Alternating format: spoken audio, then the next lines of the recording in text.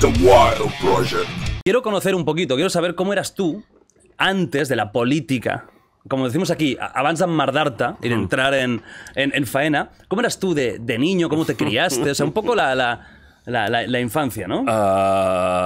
Bueno, empecemos por cerca de entrar en la política. Antes de entrar en la política, yo era un profesor de universidad que trabajaba en diversos medios de comunicación, hacía programas de radio y de televisión, me lo pasaba muy bien y era muy feliz. Daba muchas clases distintas en muchas titulaciones distintas en la universidad, muchas charlas y muchas conferencias, viajaba mucho y...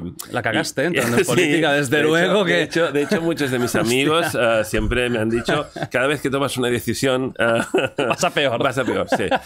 Y por lo tanto me aconsejan dejar de tomar decisiones, sí.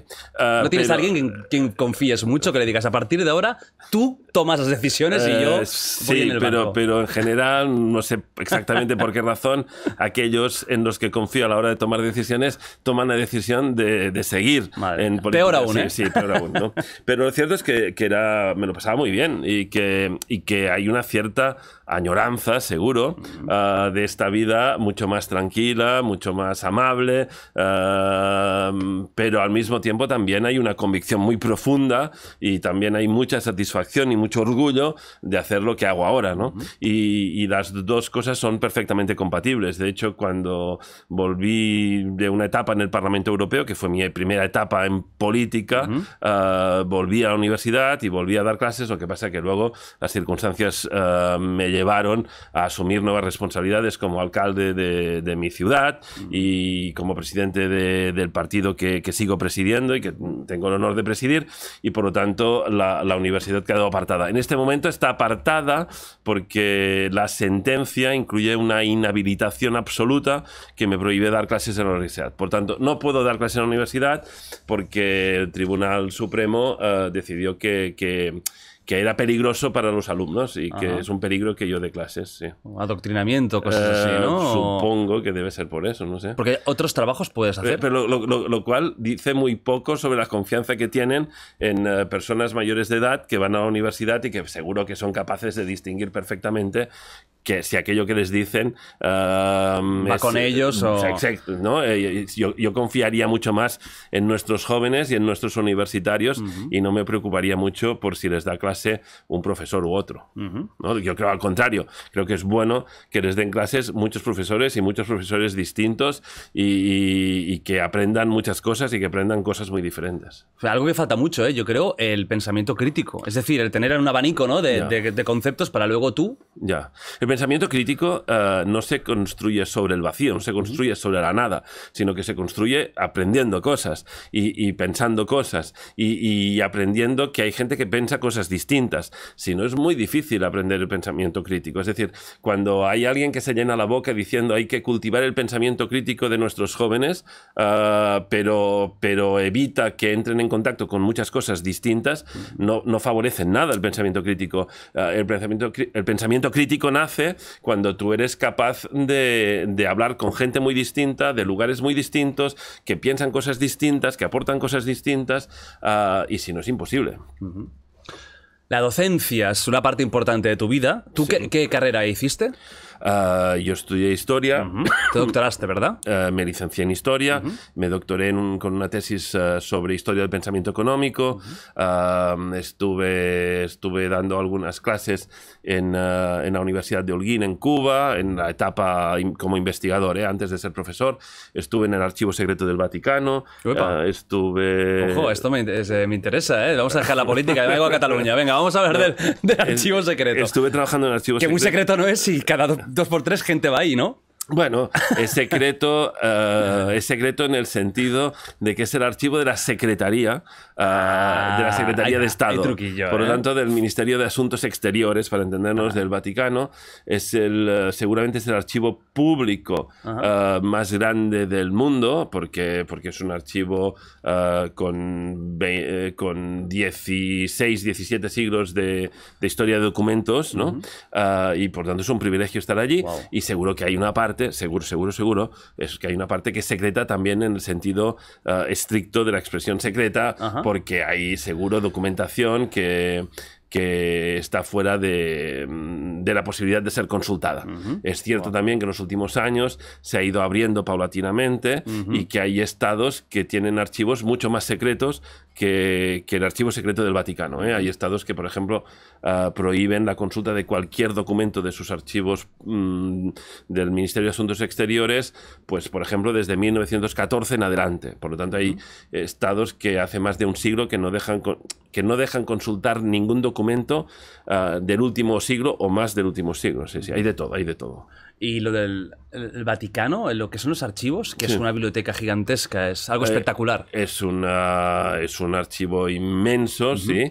En general, tú no entras en el archivo donde están guardados todos los documentos, sino que entras en una sala de consulta de catálogos y a partir de aquello que está catalogado puedes pedir las cajas, que es la unidad documental básica, una caja donde hay a veces algunas decenas y a veces algunos centenares de documentos. Pides la caja y te traen la caja, ¿sí? Vale. Por lo tanto, el primer y el más eficaz de los mecanismos para evitar la consulta es que no esté en el catálogo. Si algo no está en el catálogo, no lo puedes pedir y, por lo tanto, no hay el riesgo de que puedas leer nada que no hayan catalogado, ¿sí? Pero, en general, debemos confiar que catalogan sin voluntad de impedir mucho la consulta, ¿no? Ostras, es guapo. Mucha gente no sabría eso de esas historias, ¿no? Sí. No es tan peliculero como... Más frío, ¿eh? Sí, no como las películas Ángeles y Demonios. El Código Da Vinci. Sí, todo esto. No. Pero, hombre, es un archivo impresionante, sí. Y una biblioteca al lado, hay la biblioteca apostólica, también muy, muy impresionante.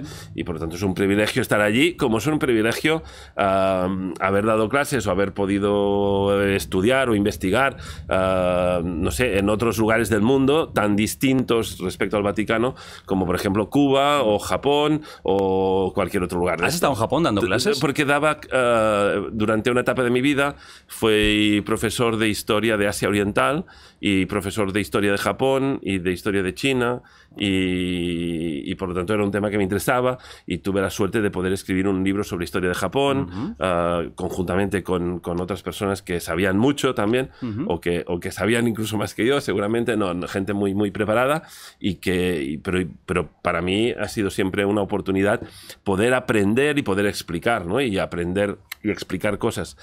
Es igual, sobre Japón, sobre Cuba, sobre el Vaticano o sobre cualquier otro país del mundo, pues siempre es una suerte. ¿Sabes hablar japonés? No, pero como tenía muchos alumnos que sí que sabían hablar japonés y que sí que sabían hablar chino o coreano en algunos casos, algunos de ellos se comprometieron amablemente, muy amablemente, a que cuando tuviera hijos encontraríamos una manera de que aprendieran chino desde el momento en que nacieron. Y por lo tanto, bueno, hemos puesto en marcha una manera para que desde el momento en que han nacido hablen o estén en contacto con la lengua china y por lo tanto tienen la suerte de conocer muy bien la lengua china. Es interesante que sepan chino porque van muy fuertes, ¿eh? Un país que... Hay por ejemplo, un dato que es yo creo que muy relevante, y es que en las próximas décadas acabará pasando que más del 70% de los estudiantes universitarios del mundo serán del área Asia-Pacífico, y que el porcentaje de estudiantes universitarios de Europa y de Estados Unidos sumado respecto al porcentaje mundial será solo del 11%. Wow. Por lo tanto, o poco más del 10%. Por lo tanto, esto nos da una idea de la inmensa presencia, del inmenso poder que se deriva de que haya 7 veces más estudiantes universitarios en el futuro, en el área Asia-Pacífico que en el área Europa-Estados Unidos o Europa-Norteamérica.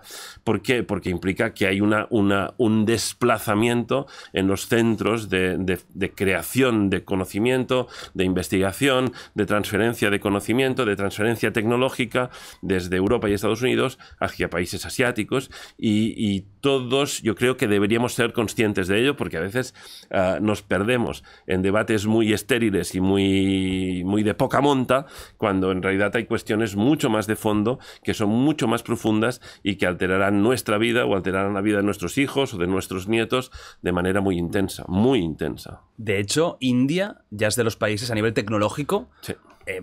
todo lo que sea programación informática, ingeniería informática, que van, ya están, vamos, con un cohete porque van a una velocidad espectacular. Sí, hay toda una serie de ámbitos de conocimiento que a veces exigen pocos recursos para la investigación y que, por lo tanto, permiten una hiperespecialización, por ejemplo, ámbitos como las matemáticas, ámbitos como determinadas ingenierías, programación informática, etcétera, etcétera, donde algunos de los principales centros del mundo ya están en la India, muchos estudiantes universitarios indios que acaban trabajando en universidades o en centros de investigación en Estados Unidos, en América del Norte en general, en Europa también, y por lo tanto hay una presencia muy notable de India o de China o de otros países asiáticos en ámbitos muy relevantes, muy decisivos.